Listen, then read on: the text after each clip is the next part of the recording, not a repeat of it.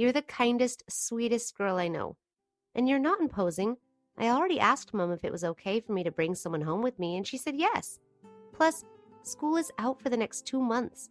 What are you going to do for the entire summer vacation? Well, she had a point there. I had no family, being an orphan that grew up in the system, in the United States no less. No one wanted me, so I stayed there until I was old enough to be out on my own. School was my refuge, as some of the foster homes that I stayed in weren't the best. So I focused on getting good grades, and I managed to get a full-ride scholarship to the University College London. I packed up and left the States without a second thought. It was hard at first. I had to find a job so that I would be able to buy food and keep a roof over my head, but I managed. I met Amelia the first day of school, and she's been stuck to me like glue ever since. Guess she took pity on the poor, lonely American girl. I know Amelia comes from a very high-class, wealthy family. That's why it makes me so nervous to go home with her. I'm just average. I work a job as a bartender server on the days that I don't have school. I have a small one-bedroom apartment that's not too far away from campus. I don't rub elbows with the rich and wealthy. Don't get me wrong, I'm proud of my accomplishments thus far. I've been surviving pretty well for someone that didn't have the best start in life. I'm only 22, and I've accomplished more than the average 22-year-old without anyone's help. Livy, please. I want to spend the summer with you. Plus, I don't want to leave you out here in this big city alone. She sighed dramatically, making me roll my eyes. Mimi, I've been on my own for my entire life. I think I'll be fine for 2 months without you. I snorted. She frowned at me, making me sigh. I'm sorry you didn't have anyone to look out for you, Livy, but you have me now. Please come home with me. It wouldn't feel right if I left you here all alone, she pleaded. I could see how much it meant to my friend, and I couldn't say no to her. Okay, Mimi, I'll go with you, I said softly. She squealed in delight, jumping on top of me and knocking all the air out of me as she squeezed me tightly. Yay! I'm so happy you agreed. We're going to have so much fun together this summer, she said excitedly before she began to talk my ear off. Whoa, slow down there, princess. When are we leaving? I asked, making her blush and smile sheepishly. Sorry, I just got so excited.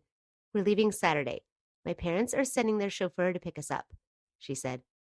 I shifted uncomfortably. Of course they had a chauffeur. So I have to come by your place for what time? I asked. Can you make it for 11?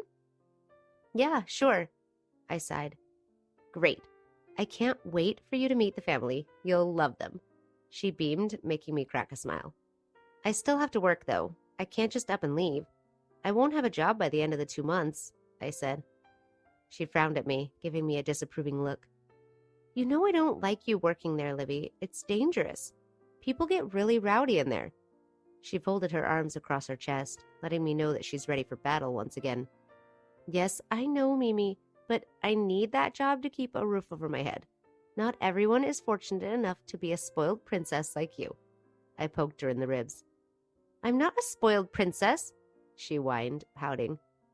I rose a brow, giving her a look that told her she had just proven my point. She rolled her eyes, sighing.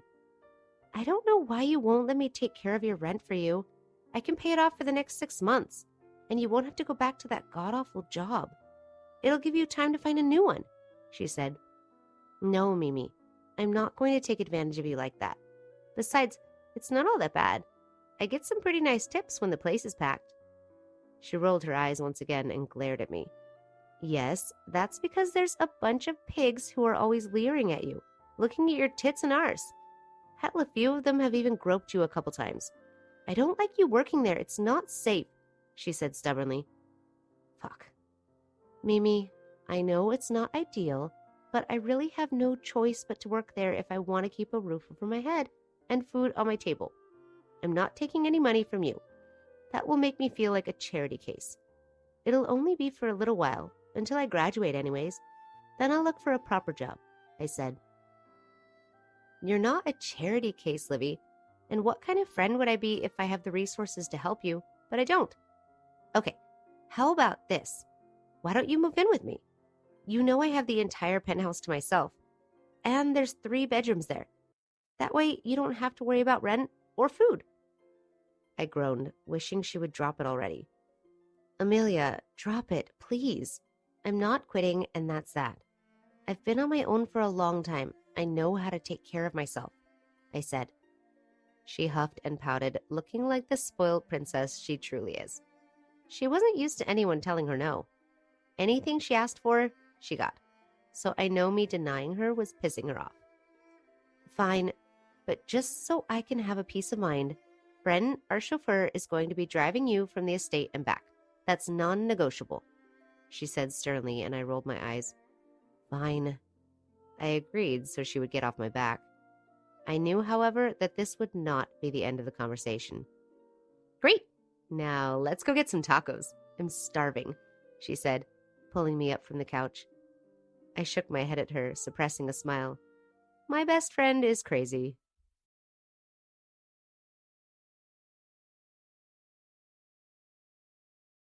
The body of a Greek goddess still wasn't